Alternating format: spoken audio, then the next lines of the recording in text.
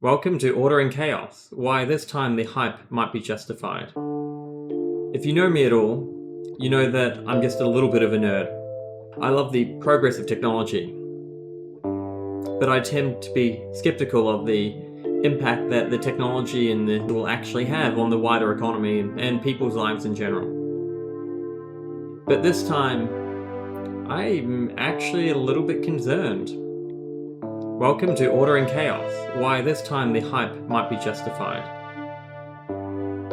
I had an early interest in Bitcoin in 2013, mined a few coins, lost them, never got rich. I looked at the technology and said, this is interesting, but I don't understand how it's going to actually impact the world. And I think I was right. Bitcoin hasn't really done anything except fueled speculation like tulip mania. It hasn't added any extra value to the world, and with 7 transactions per second, it's outdone by MasterCard by almost a factor of 1 to 1,000.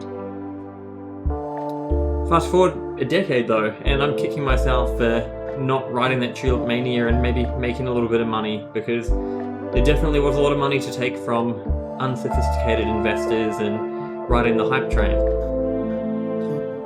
Most of my professional career has been working in digital transformation and automation, with a background in service delivery, so I feel like I know technology quite well. But for me, what's more important than the technology that you're using is how you use it to make improvements to people's lives. The technology should be financially and economically and socially responsible. I've worked with things like process automation, robotic process automation and OCR. I've done data analysis, looked at process improvement, and for the most part, technology is a pretty awesome thing that you can use in your career day to day. But I've been skeptical of machine learning, neural networks, and insert other buzzwords here for most applications, because while things like neural networks have their application, or their purposes that they can be well used for the most part, they far exceed what is required for most businesses and most people to do something useful in their lives. For a lot of people, learning how to use Excel is going to be far more beneficial than learning how to use machine learning. Now, recently, since OpenAI and ChatGPT exploded in December last year, I've become a little bit more concerned. I've started to think, actually, this technology is game-changing. I have gone through waves of euphoria and fear over the last couple of months as I try to come to terms with the impact that these new generative AI technologies based off AI, or that have been rebranded AI, could actually have impacting our lives day to day and our jobs. I think looking back in the history books, 2023 will be remembered as the year skepticism about AI finally changed. This year, AI has definitely gone mainstream. The quality of deepfakes has increased. Generative text and images have blown up, like the Pope wearing a white puffer jacket. Now, let's not talk about any brands. This explosion of technology has led to silos of increased productivity where people are covertly using this within their jobs. And then there are companies not so covertly using this to lay off staff. I know of a marketing agency which has recently let go of 10 content writers because their account managers can type prompts into ChatGPT to generate content for their clients' websites. AI adoption is only going to continue to accelerate. We find ourselves in a world where collaboration and competition coexist. We need to race towards technological advancement before our peers and our rivals, as companies, as individuals, and as countries strive for those technologies as well. But when it comes to AI, I'm most concerned not by the bright future it could be bringing us, but by the lack of governance, the lack of international cooperation, which is paramount to addressing challenges currently on the periphery of AI technology. We need to start considering things such as data privacy. We need to consider things such as how are rights holders going to be compensated for the fact that these AI have trained on their data and now these rights holders no longer have revenue coming in. We need to consider how global regulations can help bring a level of fairness to the playing field, while also understanding that our geopolitical rivals might not be so keen to slow down their own development. In the world of technology, we often find ourselves walking between a fine line, a line of order and chaos. On one side, we have a comfortable, predictable, safe and stable future where we have much prosperity, and we can see that prosperity moving forward one day at a time. On the other hand, we have fear, anxiety, excitement, all different sides of the same coin. The progress that we're facing comes with a risk. Sometimes the risk is exciting, sometimes the risk is terrifying. It's how you choose to look at it. In the realm of artificial intelligence, we've reached a tipping point where the hype is finally justified. And we need to make sure this fear and excitement, this uncertainty and doubt is a positive, and we need to shape the order and chaos to have the future that we all want. I truly believe this is the first major tipping point since the introduction of the internet.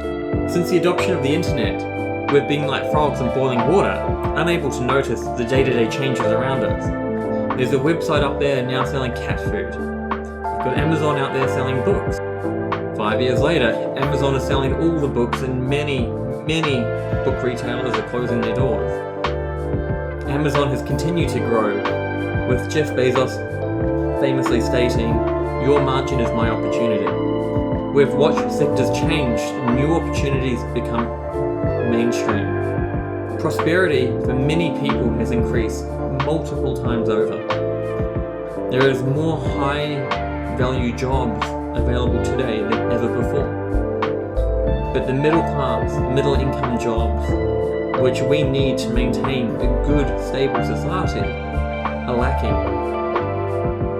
Rather than a standard distribution curve, we're starting to face a W, where you've got a lot of people down the bottom, a small peak in the middle of middle income earners, and a lot of high income earners, leading to, well, not much of a change in average incomes, but the Gini coefficient and the distribution of that income is spreading out, where more and more people have everything and the people down the bottom end have nothing.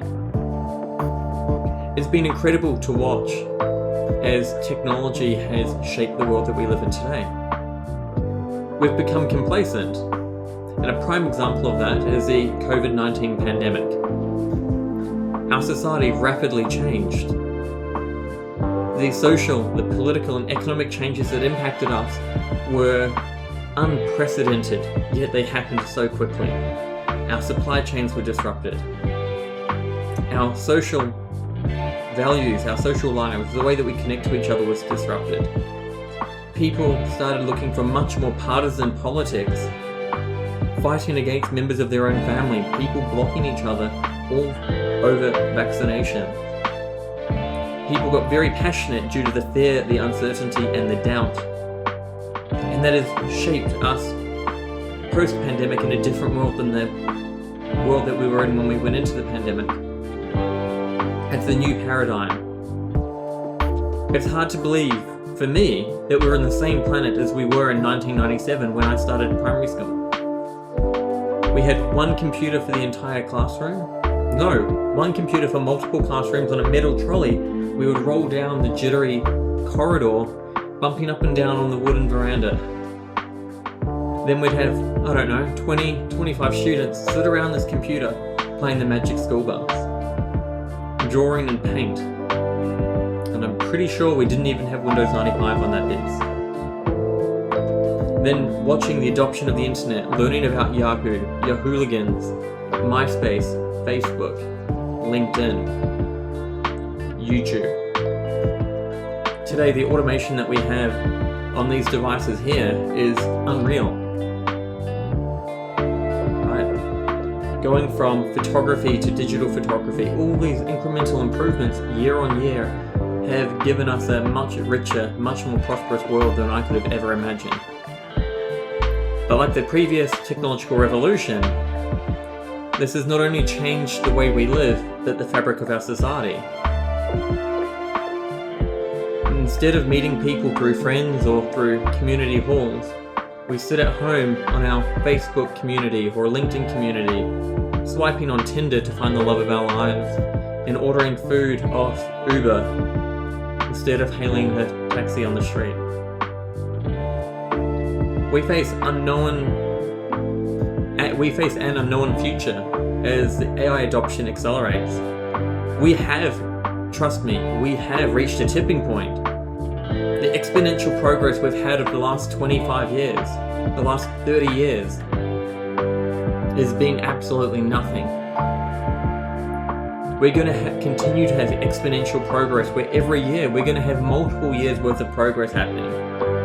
And this will change the way that we live our lives. Moving past that, Microsoft has recently suggested in a paper the full version of GPT-4, not the chat version, not the consumer-facing version.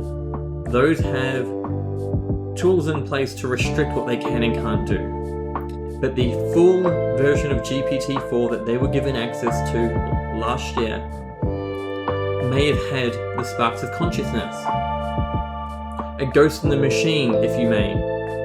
But truly, we don't understand what consciousness is. So we don't know if it is conscious or if it isn't. But when you've got PhD researchers who are skeptical themselves coming to these conclusions, and then the other tools that we can add on top of this AI, you can see that we're getting closer and closer to a true general artificial intelligence. Open source and modding communities have already started developing autonomous AI tools. They can call those baby AGI or little AGI, if you will. But these tools are now able to automate tasks in marketing, finance, law, research, and many other fields that we didn't see being dominated by technology so quickly.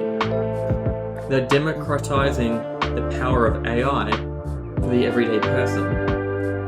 And that doesn't even consider the billions of dollars of research being poured into the field, with companies with profit motives, governments with geopolitical motives, and universities with prestige motives, wanting to achieve the best thing first.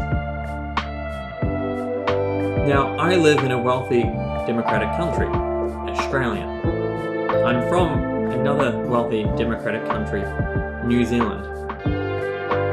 I think as we have more automation, more of the tasks are taken up, that there will be a few job losses, but I'm not concerned. In countries like this, I feel like we've got the natural resources, we will definitely be able to afford some sort of UBI, a universal basic income.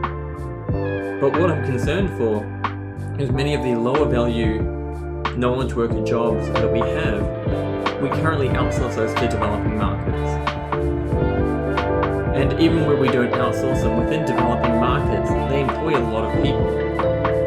And those countries don't have the economic systems in place yet where they may be able to provide for all of their people with something akin to a UBI. Globally, we need to look at the impacts of these tools and make a conscious decision about how we can best use these to make sure we're not holding other countries back. We're facing labour crises around the world with declining educated populations in developed countries. Complex issues such as climate change impacting people everywhere. Working together, AI can help us have a prosperous future for everybody, but we need to make the correct political and social decisions as a whole to get there. We need to collectively consider issues such as alignment. How do we know that these tools that we are creating,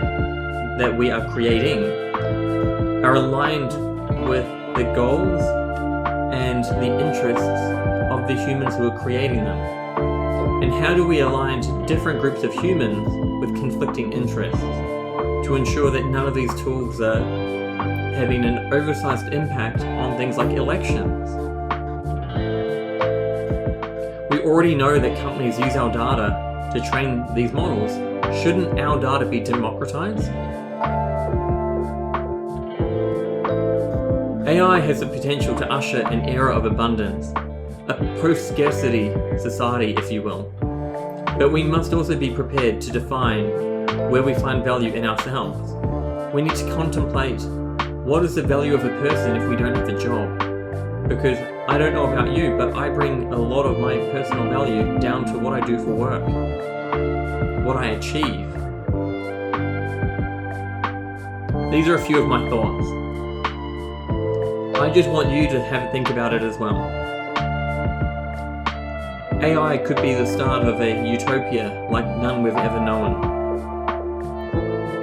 But the spread of AI could also cause us to face a dystopia, rife with unemployment, rife with continued levels of depression, lack of purpose, lack of motivation, fake news, and